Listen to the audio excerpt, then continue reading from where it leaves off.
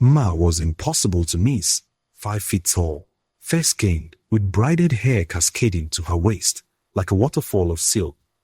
Humility flowed in her blood. At 23, she carried herself with quiet dignity, quite confident and talking calmly, though grief had become her constant companion.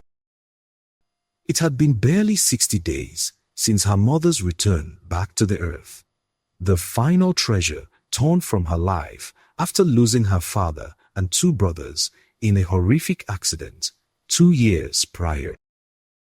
On that devastating morning, her world had collapsed in twisted metal and shattered glass, leaving her the sole survivor of a family that once filled their compound with laughter. The trauma had come in waves, each one pulling her deeper into an ocean of sorrow. First, the accident that claimed her father and brothers, 3 lives extinguished in a single moment. Then her mother, who had withered away from heartbreak, unable to survive the loss of her husband and sons. Ma had nursed her mother through those final painful months, watching helplessly as life drained from the woman who had given her life. Now, as the sun rose over her father's old building, Ma was busy at the backyard, weeding at the vegetable farm, trying to find peace in the rhythm of work. The compound felt emptier than ever, haunted by memories of better days. She was lost in thought, pulling wings mechanically when she heard voices like a commander on the war front giving his men orders to shoot. 2 figures appeared at the compound gate, her uncles, their faces twisted with anger and greed. They had been waiting, watching, planning. With Ma's mother finally gone, nothing stood between them and the property they coveted, shouting from the gate. "Where is that witch? Where is she?" they bellowed, their voices cutting through the morning air like a thunderclap. Ma stepped forward to the front, her legs trembling beneath her. She wiped the soil from her hands, her heart beginning to race with a terrible premonition. "Uncles, what's wrong? Why are you shouting?" "Shut your dirty mouth." The first uncle spat, advancing toward her with fury in his eyes. "You wicked witch, you have succeeded in destroying everyone in your family. You think we'll let you sit here and do the same to us, bewitch our children the way you did your parents? No, no, no. It's impossible." In our tradition, the second uncle declared, his voice cold and final, "A woman has no place in her father's property. Go find a husband to marry. There are palm wine tappers, motorbike riders, laborers everywhere in this kingdom. Pick one and stop disturbing us." The accusations hit Emma like physical blows. After all she had endured, after all the grief and loneliness, now she was being called the cause of it all. "But I don't understand." Emma wept, her voice breaking. "I had nothing to do with what you are accusing me of. So you still have the guts to talk." They dragged her from the doorway. She resisted briefly before surrendering to the inevitable, knowing that fighting would only make things worse. "Go inside and pack your belongings and disappear from this compound." Neighbors gathered in groups to witness the action film in Okuumiri community. Some watching with pity, some nodding in agreement with the uncles. The ancient prejudices ran deep in the village. "Uncle, where do you want me to go? This is my father's house. Where will I stay? I have nobody anywhere, Hassan." Without hesitation, one of the uncles stormed inside, emerged with her small bundle of possessions, and flung it outside like waste before locking the door. Ma was stranded, homeless in the very compound where she had been born. Her vision blurred with tears as she pleaded, but they were already gone, their backs turned to her suffering, leaving her in a hopeless condition. She gathered her meager belongings slowly, each item a memory of the family she'd lost. She packed her few clothes, her mother's wrapper, a photograph of her family in happier times. Then she walked away, her feet heavy with despair. At the edge of the compound, she turned back one final time, her vision blurred the more with tears. The house where she had laughed and played as a child now stood locked against her. "I will come back," she whispered to herself, the words barely audible but fierce with determination. "I will come back." With her belongings wrapped in one Ghana must go bag balanced on her head, Mma began her lonely exodus. She walked with no destination in mind, putting one foot in front of the other because standing still felt like dying. Something inside her, perhaps hope, perhaps simple survival instinct, kept urging her forward. The sun beat down mercilessly as she passed through her village and into the next, then the next. By the time she reached the third community, the sun was surrendering to night. Sects whispered their evening songs, and crickets blew whistles in the darkness. Her feet ached. Her shoulders burned from carrying her bag. Her heart felt like it had been shattered into 1,000 pieces. But still, she kept walking. Exhausted and afraid, with nowhere else to turn. She slipped into an old woman's backyard. She had no plan, no hope, only the desperate need to rest. She spread her wrapper on the ground, lay down beneath the open sky, and whispered a simple prayer. "God, please protect me and show me a way forward." Sleep came quickly, driven by sheer exhaustion. Early the next morning, Grandma stepped into her backyard to cut vegetables for breakfast, her mind on the simple routines of the day. She froze when she spotted a figure wrapped on the ground. She stumbled backward, her heart racing, trying to process what she saw. In the dim morning light, the bundle looked almost otherworldly. She stood there for a few seconds, catching her breath and gathering her courage, then grabbed a long stick and cautiously poked at the bundle. Ma jolted awake and nearly ran, terror flooding through her. "My child, don't run," Grandma called out, her voice urgent but kind. "I mean no harm. Calm down." Ma nervously gathered her belongings, preparing to flee. "Grandma, I'm sorry for scaring you. I was tired of walking to nowhere, so I laid my wrapper here last night to rest before I continue my journey to unknown destination." "Child, I was frightened. I thought what I saw wasn't human, but I'm glad you're alive. Who are you? Where are you from?" she asked. Grandma studied the young woman before her, seeing the exhaustion and desperation in her eyes. "Before you explain, follow me." Grandma gestured toward her house.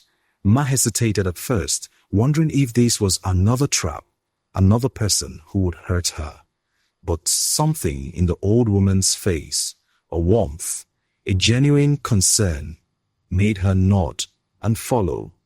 Inside Grandma's modest home, over a simple breakfast of akamo and akara, Ma's story poured out. Through tears, she explained everything: her parents' deaths, her brother's loss in that terrible accident, her mother's slow decline, her uncle's cruelty, her expulsion from her father's house. Each word was painful, each memory a fresh wound. Grandma listened intently, her weathered face showing both sadness and recognition. She had seen this story before, had lived through an era when women were treated as less than human.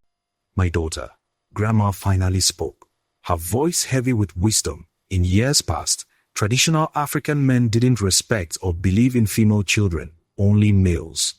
Women were treated as commodities to be exchanged, not educated, not entitled to their father's properties. Even today, some still hold to these beliefs. Your story is touching, but use it as a lesson. Stand stronger, strong enough to reclaim your father's name."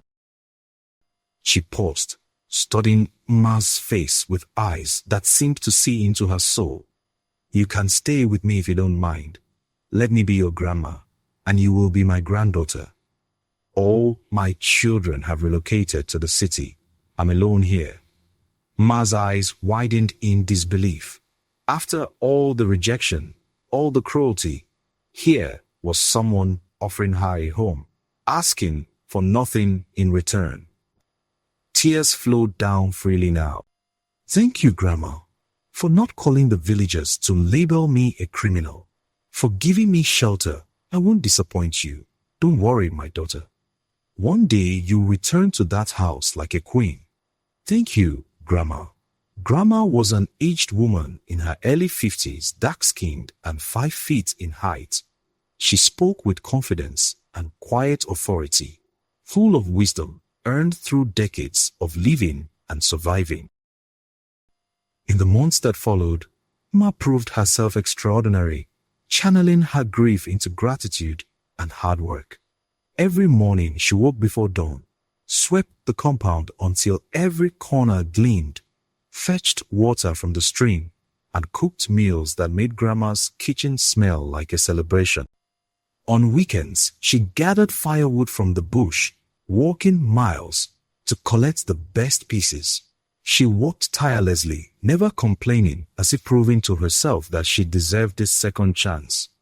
My daughter, Grandma would say, watching her with growing concern as the sun climbed high in the sky.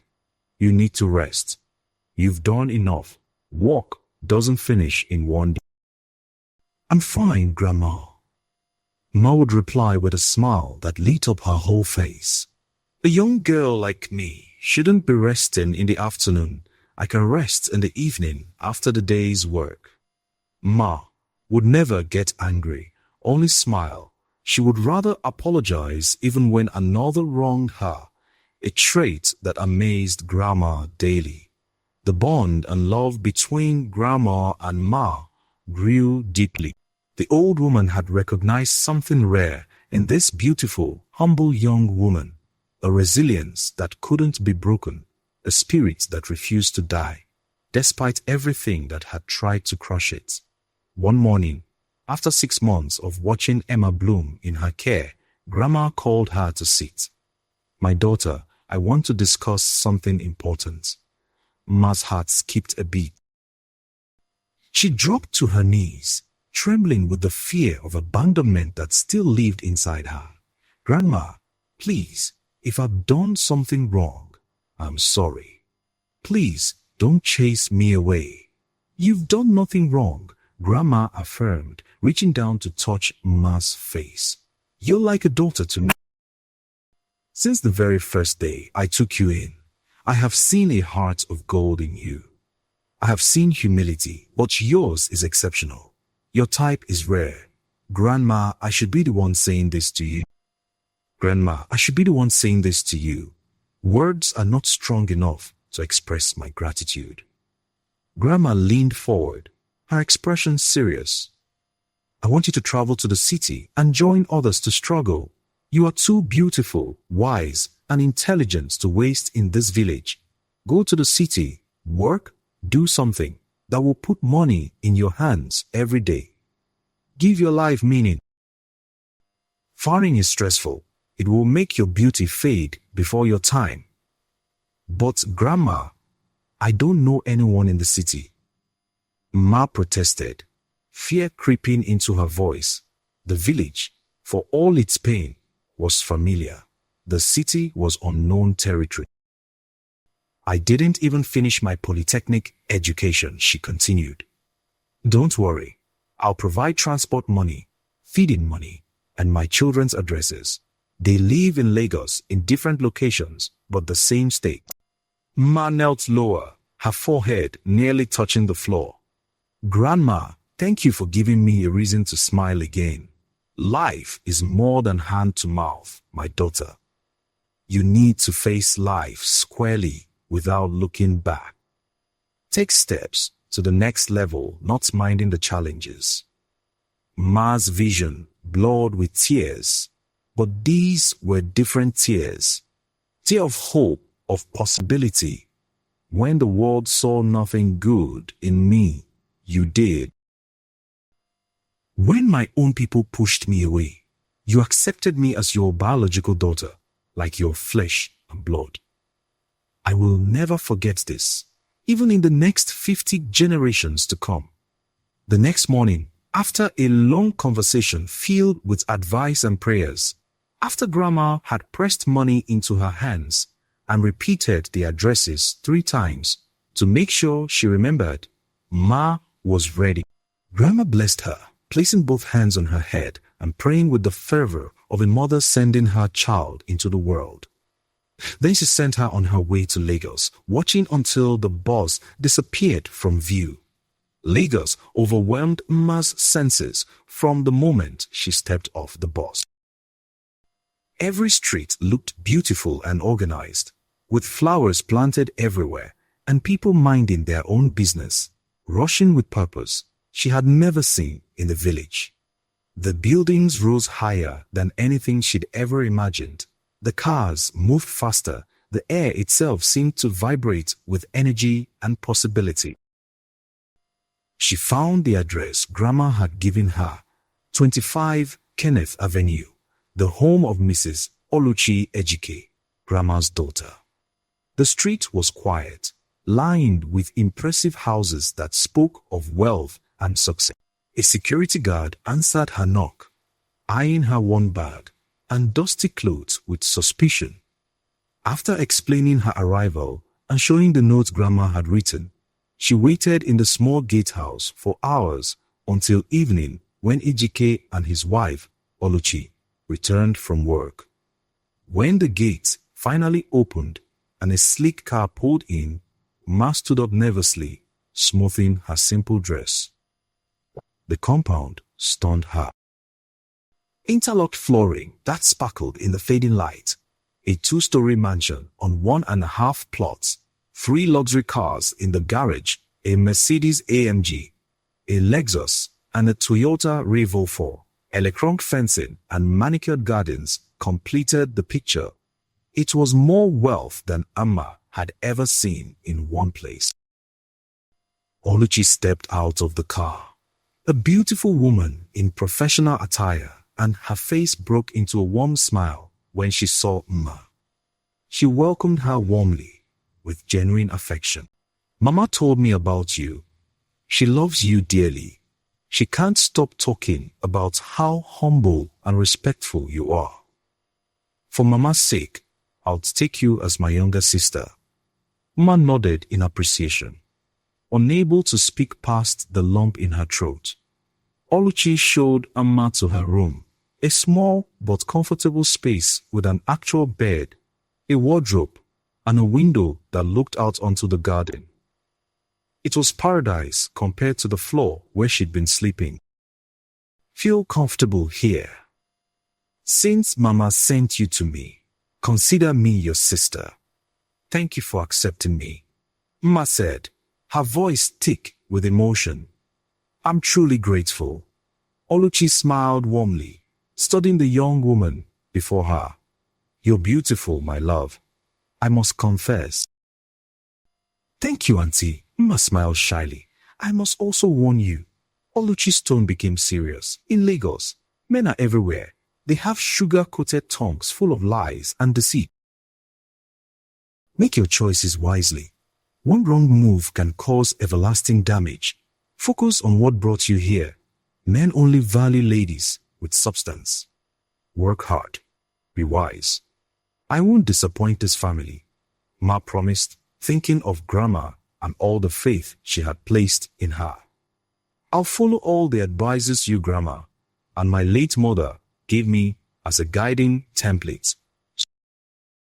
Oluchi was 26 years old, a beautiful African young woman, 5 feet tall, fair in complexion.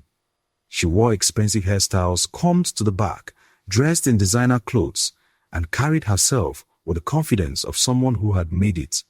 The difference between Oluchi and Emma was stark, one polished and established, the other raw and hungry for opportunity. Yet, Oluchi saw in Emma the same determination that had brought her own success. The first months passed smoothly enough. Ma helped with housework and cooking, learning the rhythms of the Lagos household. When Oluchi mentioned paying for laundry service, Ma insisted on doing it herself for less payment. After proving her skill, turning out clothes so crisp and perfectly ironed that Oluchi's colleagues asked where she got her laundry done, Oluchi agreed to let her continue, paying her well for the professional work. Ma was grateful for the income, saving every naira carefully. But darkness lurked in the household, a shadow she tried to ignore but couldn't escape. Ejike was 30 years old, tall and looking handsome, with fair skin. A hard-working contractor, he was always looking mean and unpredictable, rarely smiling. He began watching Emma with hungry eyes, a gaze that made her skin crawl with discomfort. His stares would linger on her body, following her movements around the house. At first, she told herself it was imagination, but the attention only grew more blatant. One Saturday morning, while Oluchi was at the market buying groceries for the week, the harassment escalated to a new level. Ma was wearing a nightgown and shorts, doing her morning duties at home, sweeping the living room, when she felt eyes on her. She looked up to find Ejike staring at her chest without blinking, his gaze so intense it felt like a physical touch. "Uncle, what are you looking at? Do you need anything?" she asked nervously, her hand tightening on the broom. "No. Yes, I thought I saw something.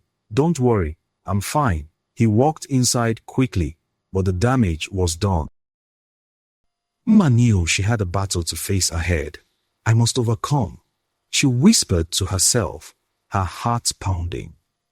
The incidents continued, each one more disturbing than the last. Ejike left money in pockets for her to find when doing laundry, testing her honesty, creating debt, building leverage. He bought her revealing clothes, claiming they were gifts from Oluchi but with price tags still attached and receipts that told a different story. He made inappropriate comments, brushing against her in hallways, finding excuses to be alone with her. One evening, when Oluchi was working late, he cornered Emma in her room. She had been folding clothes when she heard his footsteps, knew instantly it was him from the heavy tread. "I want us to be closer," he said, blocking the doorway. "I'll give you everything you ask for. Money, clothes, a better room, anything you want." "Stop right there before I create a scene," Emma warned, her voice shaking but firm. "How can I sleep with my sister's husband?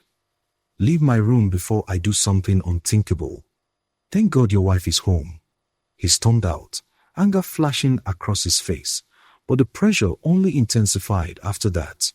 His harassment became more aggressive, more desperate. He would find her alone deliberately, whisper threats and promises, make her feel trapped in the very house that was supposed to be her refuge. The tension became unbearable.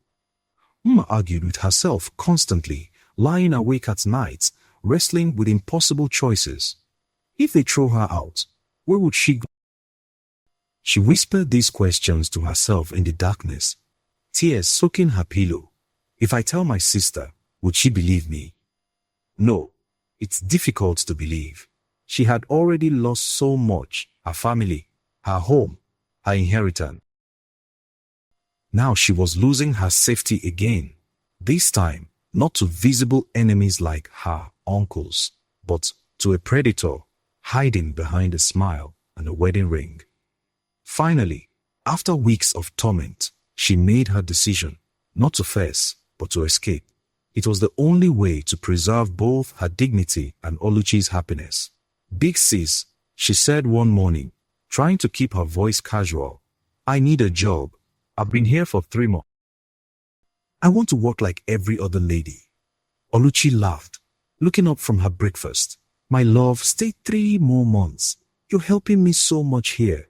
"No, big sis. I'm an adult. Marriage will come knocking anytime soon.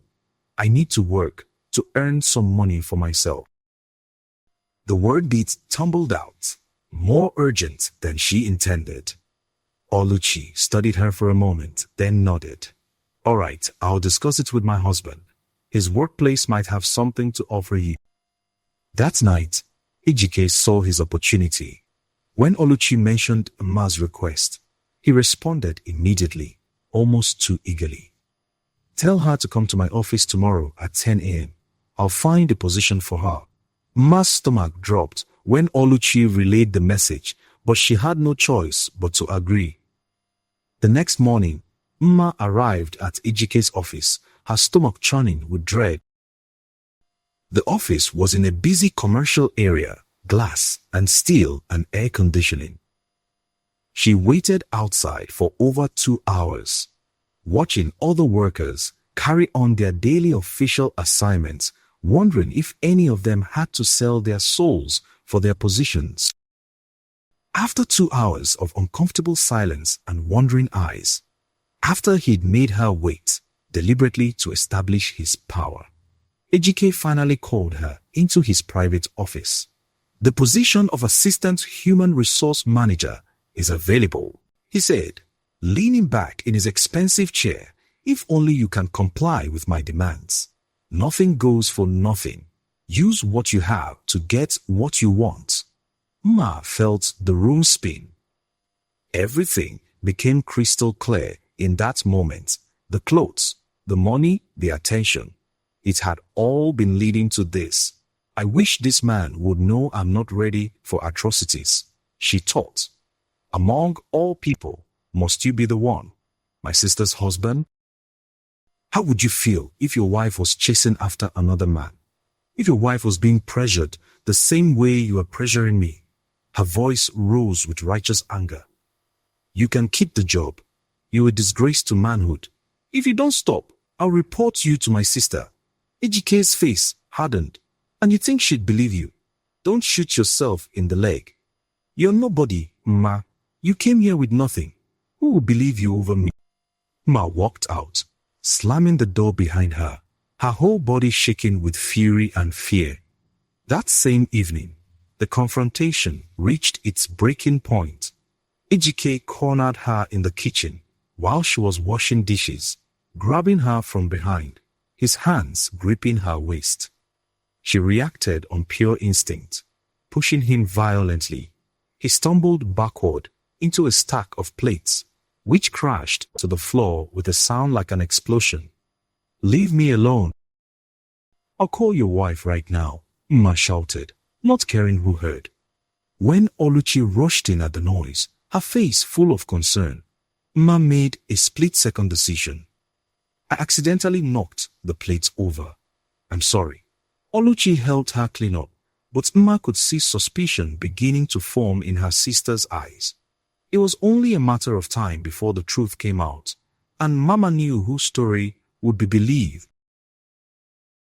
The next day, while Oluchi was at work and Ejike was supposedly at his office, Mma made her move. She packed her small school bag with her few possessions, the clothes she'd arrived with, the money she'd saved, Grandma's address written on a worn piece of paper. She left the expensive gifts Ejike had given her folded neatly on the bed.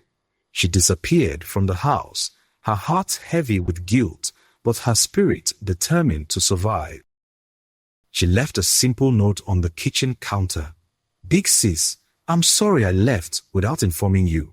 I need to step out of my comfort zone to see the reality of life. You are a good lady.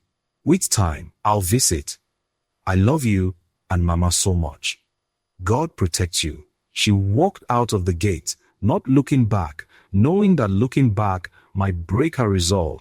On the streets of Lagos, Mma stood by busy Ado Road, a chaos of activity, traders buying and selling different things, cars honking incessantly, and the popular keke riders speeding recklessly through traffic.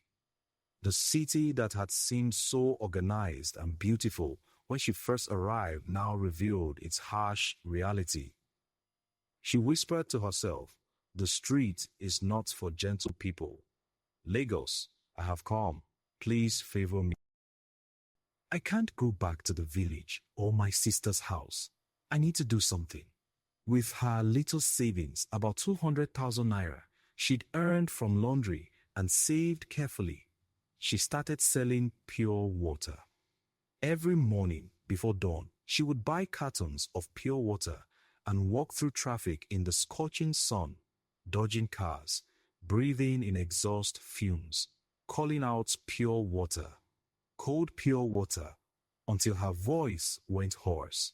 The work was brutal. The sun beat down mercilessly.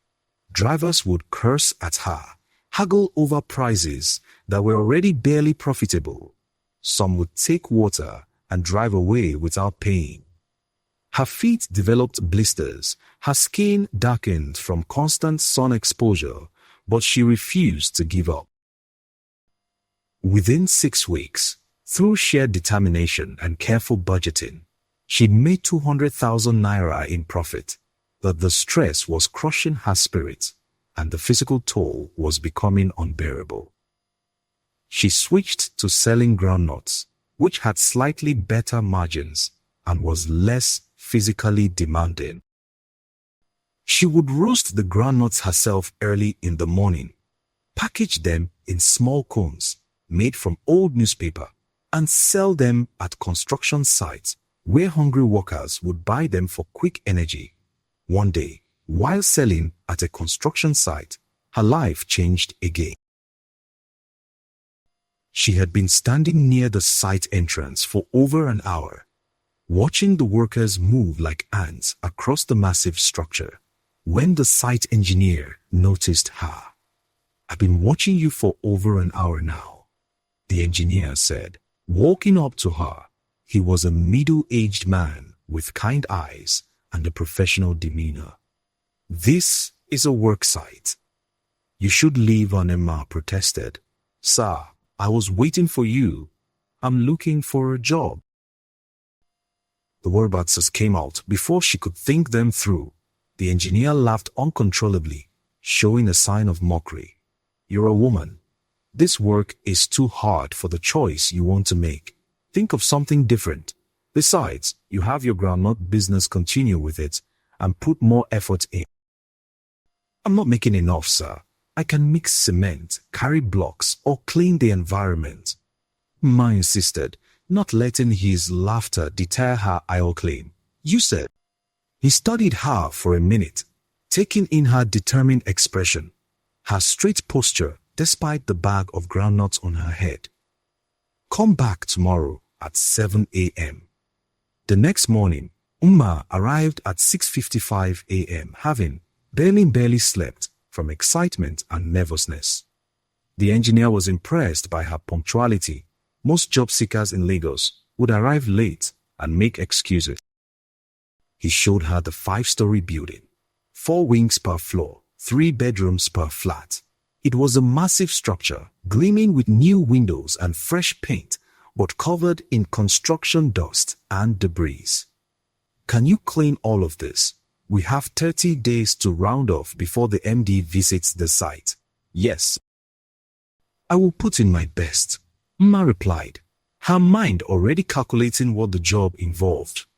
"How much?" the engineer asked, testing her. 800,000 naira. She stated the figure with confidence she didn't quite feel. Over 3 industrial cleaning companies have dropped their quotations of between 1.7 to 2 million. "I'll tell management to give you 1.5 million. Can you finish this job within a space of 1 month?" I ask again. Ma's heart nearly stopped. 1.5 million naira. It was more money than she'd ever imagined earning. "Yes, sir, I will try." She pleaded with the engineer to allow her to stay around, to speed up the contract, explaining she lived far away and transport would waste valuable time. "Yes, you can sleep here while you work. It will be faster." It looked like a dream to her, but it was indeed a prayer answered. When other contractors were sending their boys to work for them, Ma was doing her own work herself, day and night. She worked 16, sometimes 18-hour days. She would clean one floor completely before moving to the next, working with a systematic precision that impressed everyone who saw her. Within 3 weeks, barely sleeping, eating simple meals, focusing every ounce of energy on the task, Ma had completed the job flawlessly. Every window sparkled, every floor gleamed, every surface was spotless. The engineer was astonished when he did his final inspection. "I have never seen a lady as beautiful as you, who keeps her head so low to do this kind of work. It's better than following men with empty promises and heartbreak," she replied, thinking of Ejike and all the others who had tried to exploit her. "Your money has been paid. Are you ready for the next contract?" Immediately, Ma replied without hesitation. Contract after contract followed. Word spread through the construction network about the young woman who worked like 10 people, who delivered ahead of schedule, so could be trusted. Ma's reputation grew. The engineer became her mentor, advising her to register a company, print business cards, and hire workers. Within 7 months, she'd completed 6 major contracts. She registered her company, Industrial Cleaning Services, Nausera. Within a year, she had 5 more contracts worth over 10 million naira each. She registered her industrial cleaning company properly with the Corporate Affairs Commission, bought vehicles, first one van, then 2, then a small fleet. She hired teams of workers, training them to maintain her high standards, and only supervised visiting sites to ensure quality. The girl who used to clean floors herself now managed a company with dozens of employees. She moved into a 2-story building in a good neighborhood with multiple cars in her garage. Standing in her Lagos rented apartment one evening, looking at her reflection in the window, sexyful, independent, powerful, she whispered, "God, thank you. It's time to visit Big Sis, Grandma, and my father's compound." Inma drove her purple Lexus to Oluchi's house, wearing a light purple gown that cost more than her entire first contract, gold jewelry that gleamed in the sunlight, and diamond earrings that caught every ray of light. She looked like royalty. The security guard nearly saluted her like military personnel, not recognizing the simple girl who had disappeared months ago. Oluchi rushed out when she heard the commotion, tears streaming down her face. "Ma, my sister. Lost but found. Where have you been? At least you would have called or sent your address." "I've been worried sick." They embraced tightly, both women crying now. Oluchi stepped back to look at her, taking in the transformation. "What happened to you? How did you?" Ejike appeared behind his wife, greeting Ma nervously. His face had gone pale, recognizing that the girl he'd tried to exploit now had more money and power than he might ever have. Ma's eyes were cold as ice. "Good morning, Uncle." Inside, over drinks and snacks, Ma told an edited version of her story. The contracts, the hard work, the success. She left out the harassment, choosing to protect Oluchi's marriage even now. Some wounds didn't need to be reopened. After catching up, Ma said, "Big sis, I need to visit Grandma. Then I'm going to my father's compound to lay a foundation." "A foundation? I'm building a mansion in memory of my parents." Oluchi's eyes widened. "Ma, you've really done it. You've really made it." They drove to the village in a convoy, Ma's purple Lexus, followed by Oluchi's RAV4. The journey that Emma had first made in a crowded bus with a one bag now happened in luxury, air-conditioned comfort. At Grandma's house, the old woman was sweeping her compound when she heard the cars. She looked up, squinting in the sun, and saw a beautiful woman stepping out of a purple car. For a moment, she didn't recognize her. Then, Ma called out, "Grandma." The old woman dropped her broom and ran. Actually ran with more speed than anyone her age should have. She reached Ma and threw her arms around her, weeping with joy, praising God for keeping her daughter safe and prosperous. "Look at you. Look at what God has done," Grandma kept saying, touching Ama's face, her clothes, her jewelry, as if to confirm she was real. They went inside, and Emma told her everything over the meal. She insisted on preparing herself. No matter how successful she became, she would always cook for Grandma. They talked for hours, laughing and crying, celebrating the journey from that desperate morning when Ma had slept in the backyard to this triumphant return. After celebrating with Grandma, sharing food and stories late into the evening, they prepared for the next day. Ma barely slept, rehearsing in her mind what she would say, how she would face the men who had destroyed her. The next morning, they drove to Ma's father's compound in a procession that the village had never seen before. The purple Lexus led, followed by Oluchi's RAV4, and even Grandma sat in the back seat of Ma's car, dressed in her finest wrapper. Word spread quickly through the village, "Ma is coming back." Mazi Abali, the uncle who had expelled her, sat comfortably in his chair under the ancient Udala tree, chewing a stick, feeling like the king of the compound he'd stolen. He was telling his friends about his plans to rent out the rooms when someone shouted, "Ha! Coming!" He looked up and saw Ma's purple Lexus racing toward him at high speed, dust rising behind it like a storm cloud. His eyes widened in terror. He jumped and somersaulted away, crashing into a pile of firewood, his chewing stick flying from his mouth. Ma stops the car exactly where he'd been sitting. The tires screeched, the engine cawed, and she remained in her car until a crowd gathered. People emerged from every corner of the compound, from neighboring houses, drawn by the commotion. Children climbed trees for a better view. And finally, she stepped out, and the crowd gasped collectively. She was stunning, confident, powerful, transformed beyond recognition. The broken girl they'd mocked was now a queen. "Is this Emma?" Villagers whispered in shock, hardly believing their eyes. "So you want to kill me?"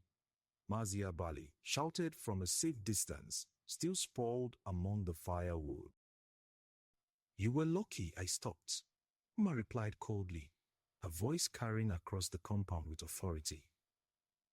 "All your children put together will never see my break light. Gone are the days when you claimed women have no share in their father's property." She walked to the center of the compound, her heels clicking on the ground that had once been hers, her voice ringing with authority that made even the men shrink back. "You have 1 minute. Go inside, remove your dirty things, or I'll handle them the way you handled mine." She paused, letting the words sink in. "I'm erecting a mansion here in memory of my parents. If you or your brother set foot on this land again, I'll come after you like a wild lion hunting prey. If it's a sin, let the earth punish me.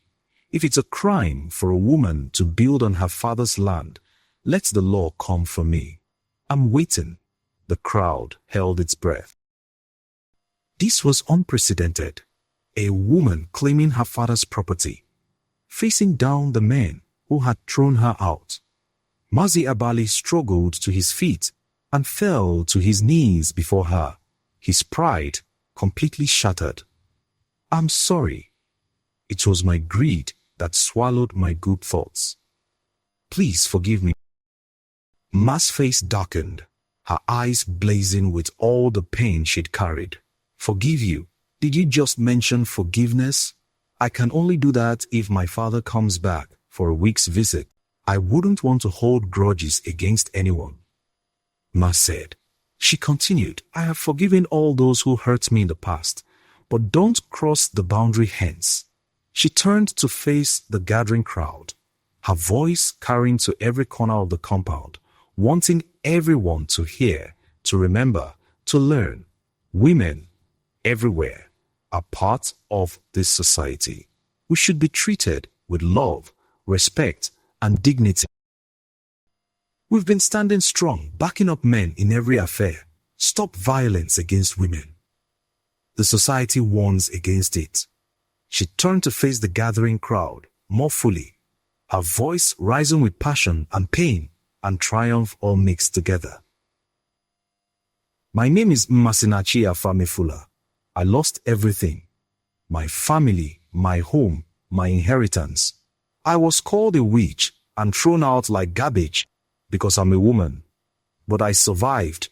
I built myself from nothing. Ma smiled, tears streaming down her face, not tears of pain anymore, but tears of vindication, of closure, of triumph. I told you I will come back. And I came back like a queen. She looked around at the compound, at the house where she'd grown up, at the land where her father had walked, where her mother had cooked, where her brothers had played.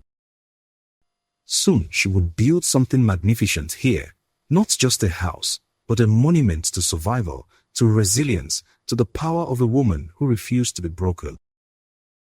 When the world pushes you down for being a woman, rise up and prove that your worth isn't determined by your gender, but by your character, your work, and your unbreakable spirit. And Ma said to the young girls who had gathered around her, their eyes wide with admiration. Ma's story reminds us that every setback is a setup for a greater comeback. The girls listened intently, and Emma could see in their faces the same determination that had driven her.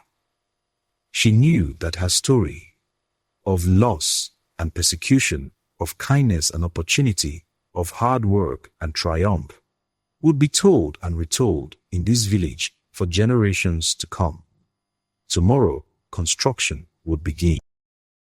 But tonight, she was simply Emma, the girl who had lost everything and found herself, the woman who had turned her deepest wounds into her greatest strength, the daughter who had honored her parents by refusing to let their memory die with injustice.